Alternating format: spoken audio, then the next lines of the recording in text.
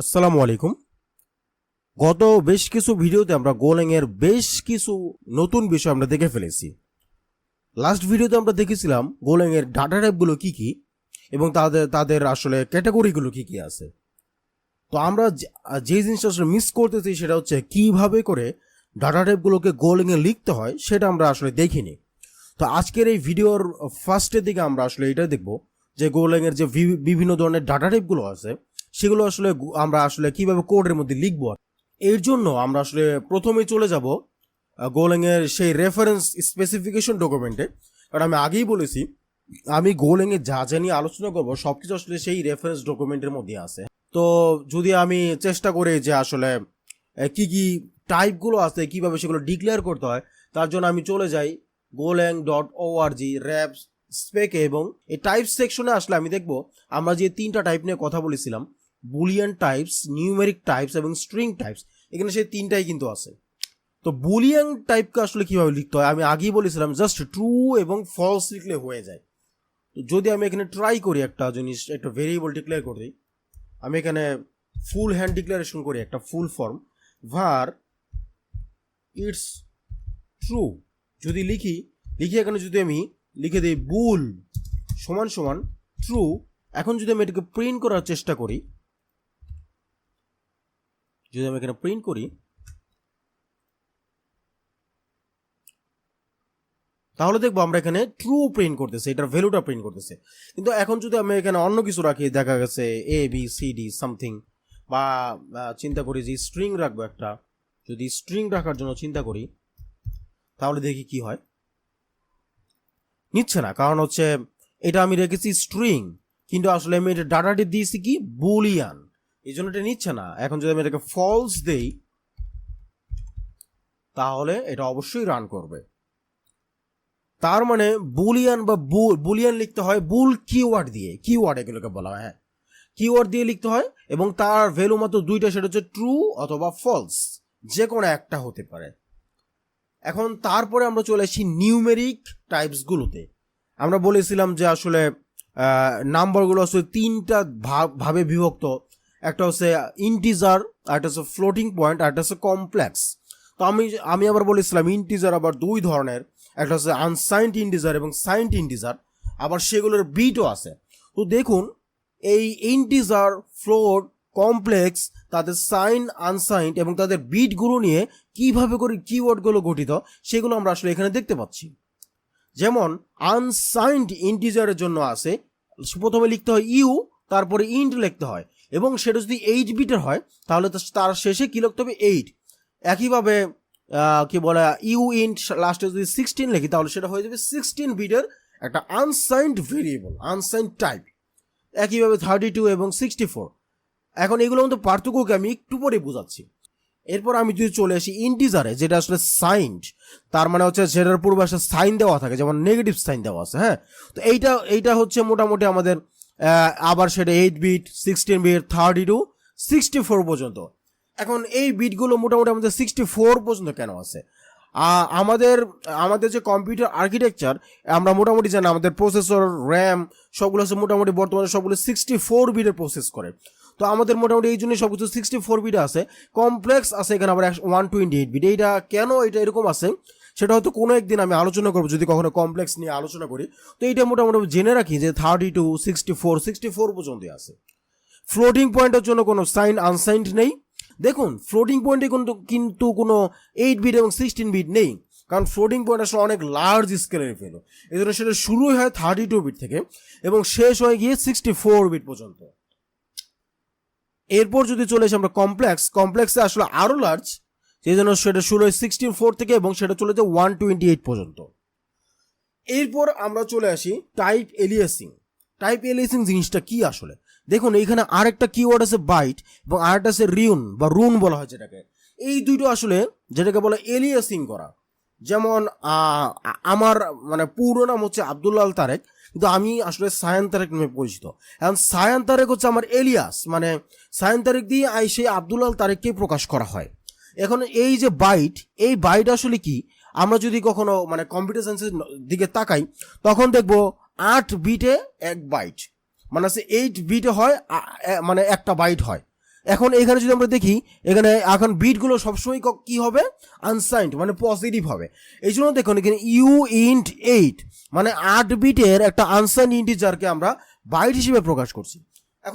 এখন এটা কি জন্য প্রকাশ করতেছি একটু আমি যদি ব্যাখ্যা করি।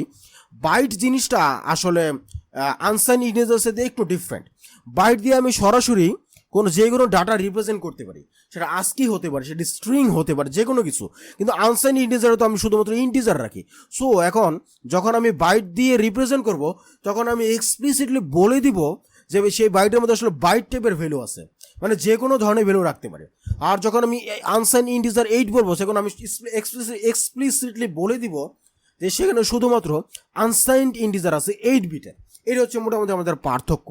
তো আমরা যখন আরো ডিপ লেভেলে এক্সারসাইজ করব, তখন দেখবো বাইটটা আমাদের কি কাজে লাগে।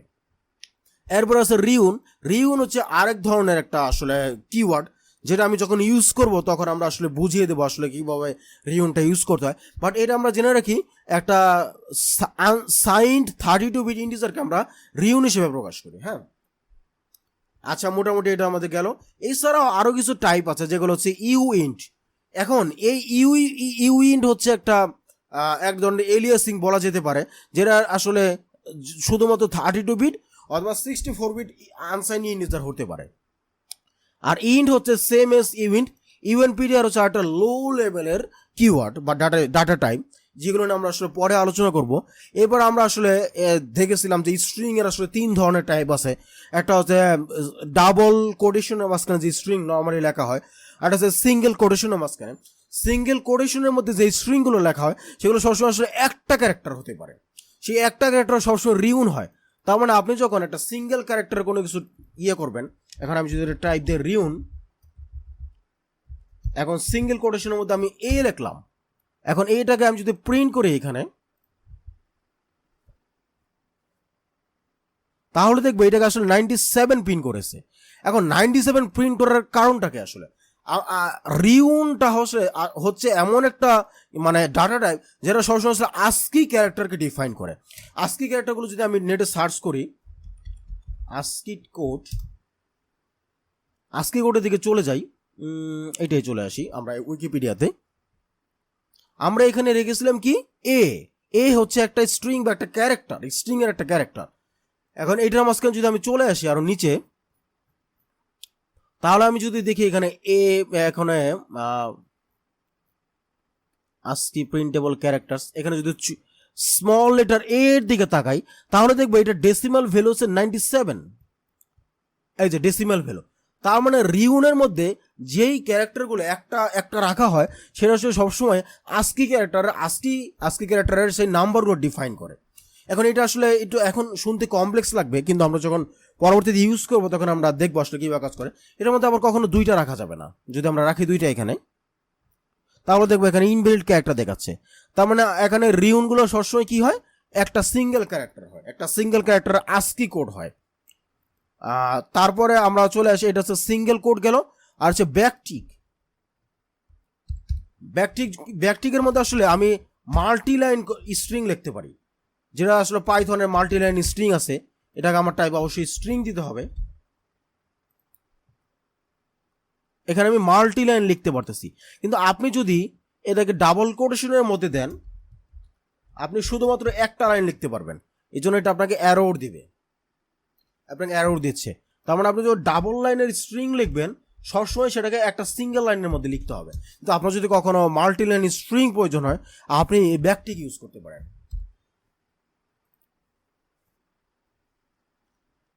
তো দেখুন, আমরা কিন্তু আসলে এর মাঝখানে সুযোগ বুঝে স্ট্রিং টাইপটা বুঝে নিলাম। তো এই স্ট্রিং টাইপটা আসলে কিভাবে লিখতে হয়, স্ট্রিং কিওয়ার্ডটা লিখবেন এবং এরপরে ডাবল কোটেশনের মাঝখানে যাই লিখবেন সেগুলো স্ট্রিং হয়ে যাবে, অথবা যদি সেটা মাল্টিলাইন হয় তাহলে ব্যাকটিক ইউজ করবেন। তো এই দুইভাবে আসলে স্ট্রিং লেখা যায়। সিঙ্গেল লাইনের জন্য হচ্ছে ডাবল কোটেশন, মাল্টি লাইনের জন্য হচ্ছে আসলে কি বলে ব্যাকটিক। এটা যদি আমি প্রিন্ট করি, তাহলে দেখবো এখানে আমরা প্রিন্ট করে ফেলেছি এটা।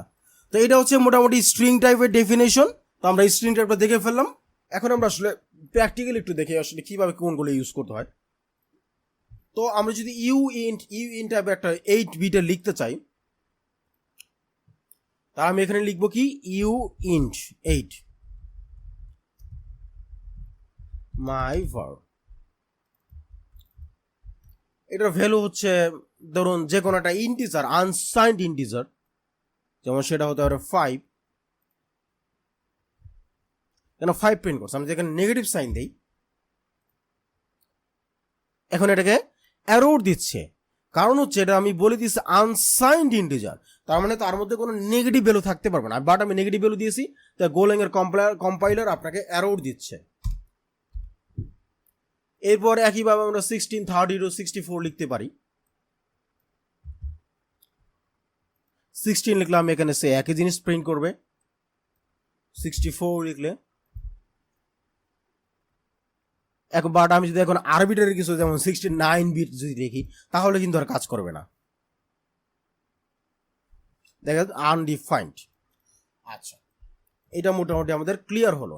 এরপর হচ্ছে মোটামুটি একইভাবে আপনারা ইন্টিজার 8 এর জন্য লিখতে পারেন, ফ্লোট 32 এর জন্য লিখতে পারেন, 60 এর জন্য 64 বিটের জন্য ফ্লোটিং পয়েন্ট লিখতে পারেন।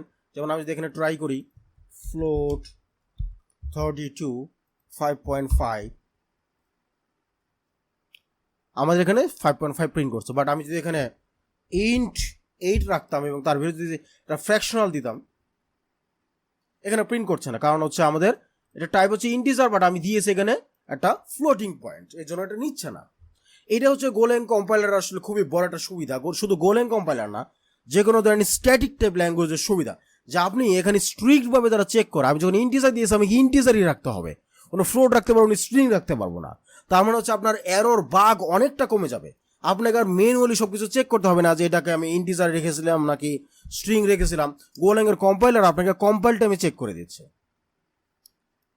এখন আমি চলে আসি যে এই 8, 16 এগুলোর আসলে পার্থক্যটা কোথায়, তার জন্য আমাদেরকে জানতে হবে যে নাম্বারের রেঞ্জ কত। এখন আমি এখানে ইন্ট 8 রেখেছি, এখন আপনাদের মানে প্রশ্ন আসতে পারে আমি এখানে 5 রাখলাম, কিন্তু এটা আমি কত থেকে শুরু হবে কত পর্যন্ত কি শেষ হবে, মানে সর্বোচ্চ কত পর্যন্ত ভ্যালু রাখতে পারি, তো এইটাকে আসলে বলা হয় একটা ডাটা টাইপের আসলে রেঞ্জ। যেমন ইন্ট 8 এর জন্য যদি আমি তাকাই, ইন্টিজার 8 বিটের জন্য আমি সর্বোচ্চ পরিমাণের এই ভ্যালুটা রাখতে পারবো, নেগেটিভ 128 থেকে 127 পর্যন্ত। আমি ট্রাই করি দেখি, নেগেটিভ 128, আমি যদি এখন এখানে 500 রাখি তাহলে কি রাখবেন? না, এটা ওভারফ্লো দেখাচ্ছে, মানে হচ্ছে আমার সর্বোচ্চ রাখার কথা 127, বাট আমি তার মধ্যে রেখেছি কত 500, তার মানে এটা আমার ভ্যালুটাকে ওভারফ্লো করে গেছে, অনেক দূর পর্যন্ত চলে গেছে, এই জন্য এটা নিচ্ছে না। এখন এই এই জিনিসগুলো আমরা কোনটা রেঞ্জ কত আমরা কিভাবে করে বের করতে পারি, সিম্পল একটা জিনিস, এখানে গোলেংয়ের ড্রকের মধ্যে মানে এই স্পেসিফিকেশনের মধ্যে লিখে দেওয়া আছে যে কোনটার কত বিট পর্যন্ত কত রেঞ্জ আছে, বাট আমি যদি তবু একটু চেষ্টা করি ক্যালকুলেটর দিয়ে, আমরা জানি ইন্ট হচ্ছে সবসময় আনসাইন্ড, মানে পজিটিভ হতে পারে, নেগেটিভ হতে পারে, তার মানে যেহেতু নেগেটিভ হতে পারে ভ্যালুটা সবসময় নেগেটিভ থেকে শুরু হবে। এখন আমি 8 বিট 2 টু দি পাওয়ার, আমি যদি এখানে একটু অ্যাডভান্স মোডে চলে যাই, 2 টু দি পাওয়ার 8 256 পর্যন্ত আছে। এখন 256টা আমি ভ্যালু রাখতে পারি, কিন্তু আমি এখানে দেখুন যেহেতু নেগেটিভ থেকে শুরু করছি, নেগেটিভ 128 থেকে 0 পর্যন্ত কতগুলো ভ্যালু হবে, নেগেটিভ 0 মাইনাস 128, 128টা ভ্যালু হবে, 128 যোগ আবার 127 আছে এখানে, কত মোটামুটি 255টা প্লাস 0 সহ সেটা হচ্ছে মোটামুটি 256টা, তার মানে এই নেগেটিভ 128 থেকে 127 পর্যন্ত মোটামুটি 256টা ভ্যালু আছে। তাই একইভাবে আমি এখানে দেখছি যে আমার এখানে যখন 2 টু দি পাওয়ার 8 লিখছি তখন আমাকে এক্স্যাক্টলি 256টা ভ্যালু দিচ্ছে। এখন একইভাবে আমি যদি এখন 64 এর জন্য চলে যাই বা 32 এর জন্য যদি ইজিলি ক্যালকুলেট করি, আপনি নিজে বের করতে পারবেন কোনটার ভ্যালু কত দূর পর্যন্ত যাবে। 32, এখন দেখুন এটা এত বড় একটা ভ্যালু, কিন্তু আমি এখানে দেখুন এই ভ্যালুটাকে যেহেতু ইন্টিজার 2 ভাগ করেছি, অর্ধেক দিয়েছি নেগেটিভ থেকে, অর্ধেক দিয়েছি পজিটিভ, দুইটা যখন যোগ করলে আপনি এই ভ্যালুটা পেয়ে যাবেন। এখন আমি যখন আনসাইন্ড করবো সেখানে শুধুমাত্র পজিটিভ ভ্যালু থেকে শুরু হবে। এখন আমরা জানি পজিটিভ ভ্যালু শুরু হয়েছে 0 থেকে, তো আমি এখন এখানে যখন 0 থেকে শুরু করছি তখন আমার এটা 255 পর্যন্ত যাচ্ছে, কারণ 0 হচ্ছে একটা, 255 তার মানে হচ্ছে 255 যোগ 1 256টা আছে। এখন আপনি যদি তাহলে এই জিনিসটা আসলে আমাদের কিভাবে হেল্প করবে, ধরেন আপনি এখানে এমন একটা ভ্যালু রাখতেছেন যেটা মান হচ্ছে নেগেটিভ, কিন্তু আপনি এখানে দিয়েছেন কি আনসাইন্ড, আনসাইন্ড দিলেন, তখন আপনার এখানে রাখতে দিবে না, এখানে ওভারফ্লো করে গেছে, তাই আপনাকে তখন দিতে হবে কি সাইন্ড। কিন্তু সাইন্ডও দিলেন কিন্তু তবু আপনাকে ওভারফ্লো দেখেছে, কারণ আপনি এখানে 8 বিট দিয়েছেন, বাট আমাদের ভ্যালুটা যেহেতু 8 বিটে 256 পর্যন্ত আছে, তো আমাদের এখানে 127 পর্যন্ত ইন্টিজারের জন্য, তাই আমি এখানে কত রাখবো, ধরুন একটু বড় ভ্যালু নেব 32। দেখুন এখন আর প্রবলেম করছে না। তো মোটামুটি এইটাই হচ্ছে আমাদের এই বিটের পার্থক্য এবং সাইন আনসাইন্ডের পার্থক্য। তো আপনারা মোটামুটি একটু প্র্যাকটিস করবেন এটা, এই জিনিসটা বোঝার জন্য, এই জিনিসটা অনেক ঘাটাঘাটি করবেন, নিজে নিজে কোড করে জিনিস বসে বসে ট্রাই করবেন যে হচ্ছে কিনা, R&D করবেন আসলে। তাহলেই দেখবেন মোটামুটি এই জিনিসগুলো আপনাদের একটা আন্ডারস্ট্যান্ডিংটা ক্লিয়ার হয়ে যাবে যে আনসাইন্ড এবং সাইন্ড কি, তাদের সাথে আবার বিটগুলো কীভাবে কাজ করে, কোনটার মধ্যে আমি কতটুকু ভ্যালু রাখতে পারবো এবং তাদের রেঞ্জগুলো কী কী আছে সবগুলো দেখতে পারবো আমরা। তো মোটামুটি আমরা এই যতটুকু আলোচনা করলাম সেখানে আমরা আবার দেখলাম টাইপ এলিয়াসিং করা আছে, এই জিনিসগুলো আমরা আসলে দেখলাম। এখন আপনার প্রশ্ন আসতে পারে যে পাইথনে তো আসলে কোনো টাইপ কিচ্ছু দিতে হয় না, ঠিক এরকম করে গোল্যাংয়ে তো কিন্তু দেখছি আমরা টাইপ দিতে হচ্ছে। যদি এমন হতো গোল্যাংয়ে এরকম টাইপ না লিখতে হতো তাহলে আমাদের জন্য কত ভালো হতো, তাই না? এক্স্যাক্টলি, এটাই হচ্ছে গোল্যাংয়ের একটা বড় সুবিধা। আপনি স্ট্যাটিক টাইপ ল্যাঙ্গুয়েজে বসে ডাইনামিক ল্যাঙ্গুয়েজের সুবিধা নিতে পারবেন। কেমন? আমি যদি এই টাইপটাকে একদমই বাদ দিয়ে দিই, রান করি, দেখুন গোল্যাং আমাকে কোনো ধরনের মানে এরর দিচ্ছে না। তার মানে কি, আমি এখানে টাইপ কিন্তু এক্সপ্লিসিটলি মানে একদম নির্দিষ্ট করে বলে দিচ্ছি না আসলে এই ভেরিয়েবলটা টাইপটা কি হবে। তাহলে জিনিসটা কিভাবে করে আসতেছে, আসলে এইভাবে করে আসতেছে। গোল্যাং এর কম্পাইলার যখন এটাকে কম্পাইল করা শুরু করবে তখন এই ভ্যালুটাকে সে জাজ করবে যে এই ভ্যালুটা আসলে কি আছে। যখন সে দেখবে -500 তখন গোল্যাং এর কম্পাইলার চিন্তা করবে, ও আচ্ছা নেগেটিভ আছে, তার মানে অবশ্যই এটা আনসাইন্ড হবে, সাইন্ড হবে, এবং যে ধরো 500 পর্যন্ত চলে গেছে তার মানে এটা রেঞ্জটা 32 বিট থেকে শুরু হবে, কারণ সে দেখবে যে এখানে 32 বিট থেকেই আসলে হচ্ছে শুরু, এখানে অনেক বড় 8 বিটে মাত্র 16 বিটে চলে যাবে, কারণ 8 বিটে মাত্র হচ্ছে 127 পর্যন্ত আছে, কিন্তু আমাদের ভ্যালুটা আছে 128 পর্যন্ত আছে নেগেটিভ, বাট আমাদের ভ্যালু আছে -500, তাই এটাকে সে অটোমেটিক্যালি এখানে ইন 16 প্লেস করে দিবে, আমাদেরকে কিচ্ছু করতে হচ্ছে না। এটাকে বলা হচ্ছে ইমপ্লিসিট টাইপিং। আমরা আসলে মানে খুব ইজিলি আসলে টাইপটাকে হিডেন করে দিতে পারি, আমাদের আর লিখতে হচ্ছে না। এটা হচ্ছে গোল্যাং একটা মজা, আপনাকে আর কখনো মানে এক্সপ্লিসিট ভাবে টাইপটাকে লিখতে হচ্ছে না। জাভাস্ক্রিপ্ট এবং পাইথনের মতো সুবিধা, ডাইনামিক ল্যাঙ্গুয়েজের মতো। তো এরপরে আসে যে আমাদের যেহেতু অন্যান্য যে ধরনের কি বলে স্ট্যাটিক টাইপ ল্যাঙ্গুয়েজগুলো আছে, যেমন C++, জাভা, সেগুলো তো আসলে নামে মানে একটা লাইনের শেষে সেমিকোলন দিতে হয়। তো গোল্যাংয়ে তো আমি দেখছি না সেমিকোলনটা। এখন আমি যদি সেমিকোলন দিই তাহলে গোল্যাং এরর দিবে, দেখি তো। এরর দিচ্ছে না, তার মানে গোল্যাংয়ের সেমিকোলন মধ্যে কিছু একটা আছে। কিন্তু এই সেমিকোলনটা গোল্যাং তার ইউজারদের জন্য খুব ইজি করে দিয়েছে। আপনি চাইলে সেমিকোলন দিতে পারেন একটা লাইনকে শেষ করার জন্য, আবার না চাইলেও না দিতে পারেন। তাহলে না দিলে কি হবে, ঠিক একই রকম ভাবে এখানে না দিলে যেরকম এটা গোল্যাং এর কম্পাইলার অটোমেটিক্যালি টাইপ বসিয়ে দেয়, আমাদের এখানে যখন আমি সেমিকোলন না দিব গোল্যাং এর একটা কম্পাইলার অটোমেটিক্যালি এখানে একটা সেমিকোলন বসিয়ে দিবে কম্পাইল করার জন্য। তাহলে গোল্যাং আমাদেরকে অনেক সুবিধা দিচ্ছে এই জায়গাগুলোতে। তো মোটামুটি এই হচ্ছে মোটামুটি আমাদের এক্সপ্লিসিট টাইপিং, ইমপ্লিসিট টাইপিং এবং হিডেন সেমিকোলন। তো একটু যদি রিভাইজ করি আজকের ভিডিওতে আমরা কি কি জিনিস দেখলাম। আমরা দেখলাম যে গোল্যাং এর টাইপ ডিক্লারেশনগুলো কিভাবে করতে হয় এবং সেটা কোথায় লেখা আছে, আমরা গোল্যাং এর রেফারেন্স স্পেসিফিকেশন ডকুমেন্টে গেলেই পাবো। এরপর আমরা দেখলাম টাইপ এলিয়াসিং কি এবং সেটা কেন আসলে গুরুত্বপূর্ণ। এরপর আমরা দেখলাম ইমপ্লিসিট এবং এক্সপ্লিসিট টাইপ ডিক্লারেশন, এখানে আমরা যখন ইমপ্লিসিট টাইপ দিচ্ছি এটা দেখলাম, অথবা আবার যখন হিডেন করে দিচ্ছি সেটাও দেখতে পেলাম। এরপর আমরা দেখলাম হিডেন সেমিকোলন, যে গোল্যাং এর কম্পাইলার কতটুকু ইন্টেলিজেন্ট আসলে আমাদেরকে হিডেন সেমিকোলনগুলো আসলে অটোমেটিক্যালি সে বসিয়ে দিচ্ছে কম্পাইল করার আগে। এবং আমরা যে ভ্যালুগুলো নিয়ে কথা বললাম 8 বিট, 16 বিট এবং আনসাইন তাদের রেঞ্জগুলো আসলে কত পর্যন্ত আছে এগুলো আমরা দেখলাম। আমরা আসলে একটা জিনিস নিয়ে আলোচনা করি, সেটা হচ্ছে ফ্লোট 32 এবং 64 বিটের রেঞ্জ কতটুকু আছে। ফ্লোট 32কে বলা হয় single precision floating point number, যেটাকে আমরা শুধুমাত্র ফ্লোট বলে থাকি, এবং ফ্লোট 64কে বলা হয় আসলে double precision floating point number. তো আমরা যদি গুগলে একটু সার্চ দিই তাহলে আমরা দেখবো যে এখানে এরকম একটা রেঞ্জ দেওয়া আছে। এখানে আমরা এই জিনিসটা যদি পড়ি আমরা তাহলে দেখবো যে ফ্লোট হচ্ছে শুধুমাত্র ফ্লোটিং পয়েন্ট 32 বিট, এবং ডাবল যেটা আমরা 64 বিট বলতেছি সেটা হচ্ছে 64 বিট, আর নর্মাল ডেসিমাল হচ্ছে 128 বিট পর্যন্ত চলে যেতে পারে। এইগুলো হচ্ছে মোটামুটি এখন রেঞ্জগুলো তাদের। তো আজকের ভিডিওটা মোটামুটি এই পর্যন্ত অনেক লম্বা হয়ে গেছে। আশা করি আপনারা মোটামুটি বেশ কিছু জিনিস শিখতে পেরেছেন মোটামুটি। তো এগুলো রিভাইজ করবেন, প্র্যাকটিস করবেন। যে কোনো ধরনের প্রশ্ন থাকলে অবশ্যই কমেন্ট করবেন অথবা আমাকে মেসেজ দিয়ে জানাবেন, আমি অবশ্যই আপনাদেরকে হেল্প করব। আল্লাহ হাফেজ।